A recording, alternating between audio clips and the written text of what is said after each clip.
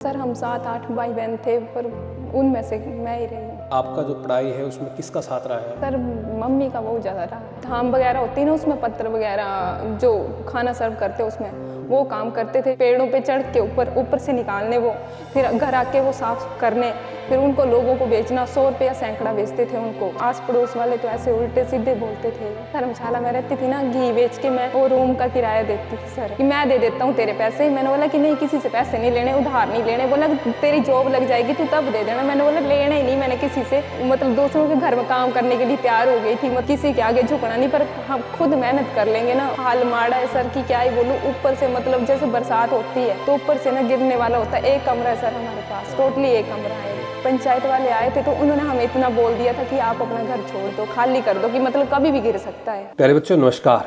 देखिए आज हमारे साथ संघर्ष, जुनून और हिम्मत की एक मिसाल, एक स्टूडेंट जो अभी हिमाचल पीजीटी के अंदर सेलेक्ट हुई है, जिनकी जर्नी जानेंगे और देखेंगे कि कितनी बाधाएं इनके जीवन में आई है, और लेकिन इन्होंने बाधाओं को अपने जीवन में रुकावट न मानते हुए बढ़ती गई और आज जो है लेक्चरर के तौर पे हिमाचल में ये काम कर रही है। तो बहुत बहुत स्वागत रुचि आपका। तो रुचि आप जो है ना अपनी जो जर्नी है जहाँ से शुरू हुई है, कौन सा आपका डिस्ट्रिक्ट है, क्या आपका नाम है और कहाँ आपने पढ़ाई की है, आप प्लीज़ बताइएगा। सर मेरा नाम रुचि है और मैं हिमाचल प्रदेश के ब्लॉक नादौन से बिलोंग करती हूँ। और मेरी जो स्कूलिंग है वो तो अपने लोकल एरिया से हुई है और कॉलेज जो हुआ है वो नादौन से हुआ है। और जो मेरी मास्टर डिग्री हुई है वो central university of Himachal Pradesh Dehra से हुई है। और जो मेरी बीएड है वो एचपीयू शिमला से हुई है। एचपीयू शिमला से? हाँ जी। तो आप कितने बहन भाई हो? सर मैं सिंगल गर्ल चाइल्ड हूँ। मेरे भाई थे पर वो 2000 में एक्सपायर हो गए, सांप ने काट लिया था उनको सोए। कितने भाई थे आपके? सर हम 7-8 भाई बहन थे पर उनमें से मैं ही रही हूँ। अच्छा, सभी को एक साथ ही सांप? नहीं सर, थोड़े थोड़े, मतलब जो छोटे थे ना वो छोटे होते एक्सपायर हो गए। भाई तो मेरे बड़े थे, 7th स्टैंडर्ड में पढ़ते थे उस टाइम हुए। अच्छा। हाँ जी। तो अभी आप अकेले हो? हाँ जी। तो फिर आपका जो पढ़ाई है उसमें किसका साथ रहा है? सर मम्मी का बहुत ज़्यादा रहा है। मम्मी का बहुत ज़्यादा रहा है। तो कैसे उन्होंने चीज़ों को संभाला भाई, घर परिवार को इतना बड़ा एक, जब घर में हम देखते हैं कि ऐसी घटना होती है जिसके 6-7 बच्चे और वो सभी किसी दुर्घटना से या कैसे भी वो चले जाते हैं, तो बहुत ही एक हिम्मत ही टूट जाती है आगे का जीवन में। लेकिन उनके बाद भी आपको उन्होंने पढ़ाया है? हाँ जी सर, मेरे मम्मी तो मतलब वो धाम वगैरह होती है ना उसमें पत्थर वगैरह जो खाना सर्व करते उसमें वो काम करते थे। दूसरा सुबह चले जाते थे, मैं भी जाती थी साथ में। पेड़ों पे चढ़ के ऊपर से निकालने वो, फिर घर आके वो साफ करने, फिर उनको लोगों को बेचना। 100 रुपया सैकड़ा बेचते थे उनको। 100 रुपया पत्थर होता था ना, वो 100 रुपया बेचना। फिर उसके बाद मनरेगा में भी दिहाड़ी करनी। और 60+ है मम्मी की एज। 60+ है ना? हाँ जी। और मतलब जब देखती थी मम्मी को तो मेरे को रोना भी आता था कि मतलब इतना कर रहे हैं और फिर मेरे से नहीं होगा तो मेरे को तो क्या ही करना चाहिए। मैंने तो इसीलिए घर भी छोड़ दिया था। मतलब मैं धर्मशाला चली गई थी आफ्टर बीएड, रनिंग में चली गई थी। मेरा 4th सेम चला हुआ था ना, मैं चली गई थी साथ में। इवन मैंने घर में ये नहीं बताया कि मैं क्यों जा रही। मैंने ये बोला कि मेरा MA हिंदू स्टडी में सेंट्रल यूनिवर्सिटी में इनरोलमेंट होगी। इवन वो झूठ बोला था मैंने। अच्छा। हाँ जी, अगर सच बोलते तो फिर मेरे मम्मी पापा तो बिल्कुल भी नहीं पढ़े हैं सर, बिल्कुल भी नहीं। वो मेरे ऊपर पूछते भी नहीं थे कि कहाँ जा रही है, क्यों जा रही है। अगर मैंने बोल दिया उनको भी जाना है तो, लेकिन जो आर्ट्स नेबर होते हैं ना वो भड़काते थे उनको कि नहीं ऐसे जा रही, पत्नी क्या करने जा रही है। आस पड़ोस वाले तो ऐसे उल्टे सीधे बोलते थे। अच्छा। हाँ जी। तो देखो आपने MA भी किया, MA के बाद में बीएड भी किया, और बीएड में तो खर्चा भी होता है। मना कर दिया था सर। मतलब मम्मी तो बोल रहे थे कि, मैंने बोला कि कैसे करेंगे इतना। सर ने उधर मेरा सिलेक्शन हुआ, उन्होंने बोला कि 30,000 फीस लगेगी ऑन द स्पॉट। तो फिर कहाँ से देनी थी, पैसे नहीं थे देने के लिए। तो फिर एक दूसरे ने भी थोड़ा सपोर्ट कर दिया कि मतलब दे दिए उन्होंने। और मैंने भी जो होते थे रिश्तेदार आते थे पैसे देते थे, 50,000 तो मैंने खुद जोड़ा था सर। ऐसे है? हाँ जी।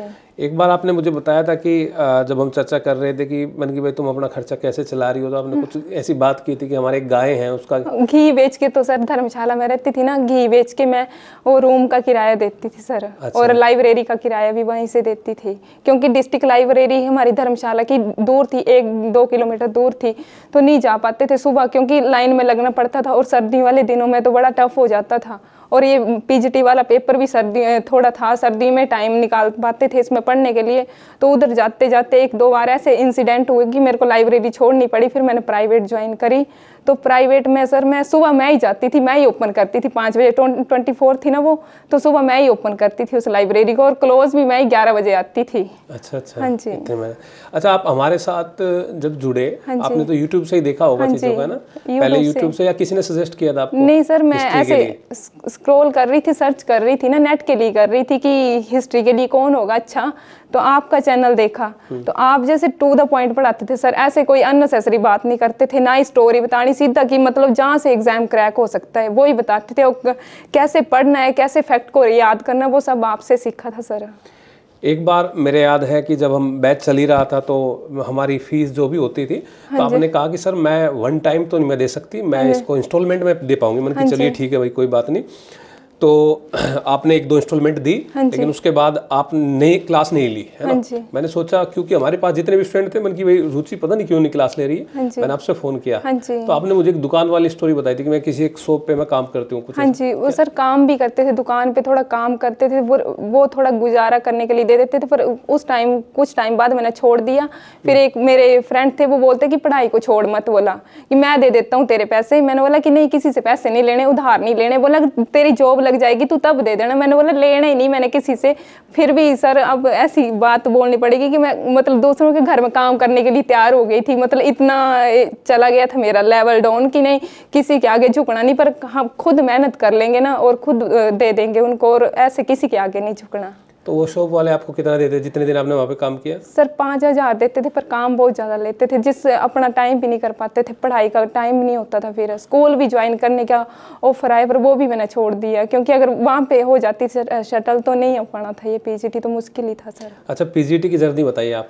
सर पीजीटी की जर्नी तो सर मैं नेट के लिए आपसे जुड़ी थी, और साथ में आपने मेरे को मतलब एक बार नेट का पेपर दिया था, वो फर्स्ट पेपर की वजह से मेरा रह गया था। उसके बाद साथ में मेरा पीजीटी आ गया, तो आपने मेरे से कॉल पे बात की। मैंने आपको बताया था कि सर हमारा हिमाचल पीजीटी आ गया है, तो आपने मेरे को बोला कि आप बताओ कि कितनी वैकेंसी है। आपने मेरे से क्वेश्चन पेपर वगैरह लिए, फिर आपने स्पेशली बैच मेरे लिए ऑर्गेनाइज कर दिए। मेरे को तो वो बहुत प्राउड फील होता था। फिर अंदर से ये आती थी, फीलिंग आती थी कि नहीं, कि कोई इंसान इतना कर रहा है तो उसके लिए तो रिजल्ट देना ही पड़ेगा। अपने मम्मी पापा और आपको मतलब मैंने इतना ये दिया, इंपॉर्टेंस दी कि नहीं, कोई इतना फ्री कोई भी नहीं करवाता सर आज के टाइम में। आपने ना ही मेरे नेट से फीस ली थी, नेट का बैच दिया था आपने, फिर ना ही पीजीटी का बैच दिया था, तब भी आपने फीस नहीं ली। इतना कोई भी नहीं करता सर जितना आपने करवाया। नहीं, ये चीजें है ना कि जब आपने मुझे अपनी जर्नी बताई तो मुझे लगा कि भाई चाहे मुझे पूरे 6 महीने एक स्टूडेंट को पढ़ाना पड़े, लेकिन मैं तो हिमाचल से, शायद मेरे पास 10-20 बच्चे ही ज्यादा कनेक्ट होंगे जो नेट में जुड़े थे। आपने तो बोला भी था सर कि मैं आपके लिए रुचि, आपके लिए आपका सिलेक्शन चाहिए मेरे को, किसी भी हाल में आपका होना चाहिए। तो मेरे अंदर वो भी था कि नहीं,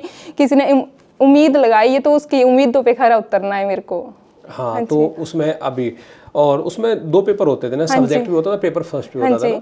अच्छा, पेपर फर्स्ट में जैसे मैं अभी बात कर रहे थे तो आपने बताया कि मैंने RWA की जो यूट्यूब क्लास है, मैंने वहीं से वो चीज़ें ली। हाँ जी सर, फर्स्ट पेपर का जो होता है, जैसे रीजनिंग आनी थी, फिर क्या बोलते इंग्लिश आनी थी, फिर हिंदी आनी थी, तो मैं पहले बुक्स पे पढ़ती थी। फिर जितने भी इन्होंने डाले हुए थे, नवीन सर ने PYQ डाले हुए थे कि सारे एग्जाम के, विपिन भाटी सर, उनके सारे, संदीप सर, उनके सारे ही मैंने वो सारे PYQ लगाए थे, एक भी PYQ नहीं छोड़ा था। मतलब सारे नोट्स भी साथ में बनाए थे। अभी मेरे नोट्स घर पे हैं। देखो क्या ही संयोग है कि मतलब आप हिस्ट्री हमारे साथ जुड़ी थी और जब हम RWA से नहीं जुड़े थे। हाँ जी। लेकिन आप RWA से तब भी जुड़ी थी जब हम नहीं थे, है ना। और आज हम भी RWA से है। मैंने तो सोचा ही नहीं था सर कि इतना बड़ा प्लेटफॉर्म बोलने के लिए मिलेगा मेरे को, मतलब इमेजिन भी नहीं किया था कि कभी यहाँ पे आके बोलेंगे हम। अच्छा अच्छा। तो अभी आपकी पोस्टिंग कहाँ पे चल रही है? सर ऊना में, हिमाचल प्रदेश का डिस्ट्रिक्ट है ना ऊना, पंजाब के बॉर्डर के साथ। और 1 किलोमीटर दूर ही है मेरा स्कूल भी उधर। 1 किलोमीटर दूर। हाँ जी। अच्छा, एक बार आप बता रहे थे कि सर ये भी नहीं पता है कि घर की जो छत है वो किस समय गिर जाए। सर है, फोटो भी है मेरे पास। अभी तो इतना कंडीशन हाल माड़ा है सर कि क्या ही बोलूं। ऊपर से मतलब जैसे बरसात होती है तो ऊपर से ना गिरने वाला होता है। 1 कमरा है सर हमारे पास, टोटली 1 कमरा है। तो ऊपर से जैसे बरसात होती, बारिश होती, बड़ी ज्यादा होती है, तो मतलब इस बार भी पंचायत वाले आए थे तो उन्होंने हमें इतना बोल दिया था कि आप अपना घर छोड़ दो, खाली कर दो, कि मतलब कभी भी गिर सकता है। तब भी मतलब इतना, मैं तो ये बोल रही थी कि भगवान एक बार जॉब लग जाए, बस मैं अपना घर बनाऊंगी सबसे पहले, कि वो ही मेरे लिए फर्स्ट प्रायोरिटी होगा कि घर बनाना है। और मम्मी पापा भी 60+ हैं, उनके ऊपर प्रेशराइज तो कर नहीं सकती कि आप मेरे लिए इतना करो। उन्होंने इतना स्टैंड कर दिया मेरे को, अब उनको बोल नहीं सकती कि आप मेरे लिए इतना करो। मेरे लिए मैं खुद स्टैंड हो गई हूँ, बस वो ही बहुत है मेरे लिए। ठीक है, तो अब लग गई छत वही? सर अभी तो करना है सर, अभी तो इकट्ठे लगी करने में पैसे थोड़ा।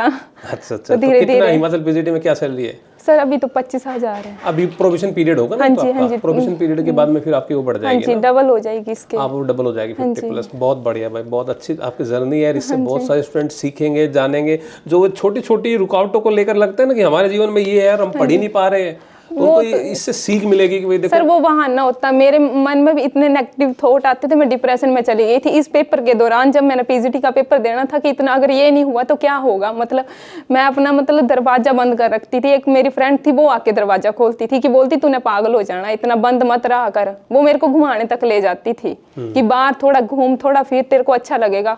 पर सर मेरे को टेंशन थी, अगर नहीं हुआ तो कहाँ जाएंगे, कोई और अपॉर्चुनिटी है नहीं, क्योंकि ये पीजीटी आया था और टीजीटी का वेट करते करते तो फिर बहुत टाइम हो जाना था। और साथ में सर मेरा हिमाचल पुलिस में भी हो गया था, वो भी यहाँ से RW से पढ़ती थी मैं। अच्छा, दोनों में फिर मैंने फर्स्ट प्रायोरिटी तो पीजीटी को देनी थी। लेक्चरर बनना एक अलग ही बात है ना।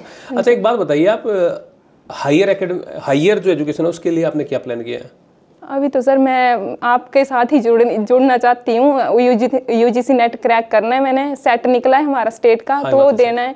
तो उसके साथ मैंने अपनी जर्नी तो कंटिन्यू ही रखनी है, यहाँ पे स्टॉप नहीं करना कि पीजीटी तक लिमिट कर लेना ही, मैंने आगे भी बढ़ना है। हाँ, प्रोफेसर बनना है। हिमाचल सेट आया है, सेट निकालो और नेट निकालो। और बढ़िया वैकेंसी इस बार हिमाचल में प्रोफेसर के लिए आ रही है। हाँ जी सर।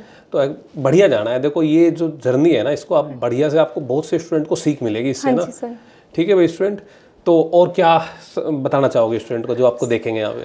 सर मैं तो यही बोलना चाहती हूँ कि अपना जो है मोरल डाउन नहीं करना। जब हम प्रेपरेशन करते हैं तो बहुत नेगेटिव थॉट आते हैं हमारे मन में, तो आप अपने आप को कैसे स्टेबल करना है, वो अपनी एक पीछे का बैकग्राउंड होता है उसको माइंड में रखना है। ऐसे हौसला नहीं तोड़ना कि छोटी छोटी होती है कि कई बार हमें जो है आसपास के लोग जो है नेगेटिव थॉट देते हैं कि हम और उनके बहकावे में आ जाते हैं। हमें उनके बहकावे में नहीं आना और अपनी जो इंटरनल सोल की जो होती है ना साउंड, वो सुननी है, उसी पे फोकस करना है। और एक्स्ट्रा कोई भी जो होती है ना, एक्स्ट्रा लोग हमें बोलते हैं कि आपसे नहीं होगा, ज़्यादातर रिलेटिव की बातों पे नहीं जाना है, वो बहुत ज़्यादा हमारा मोरल डाउन करते हैं।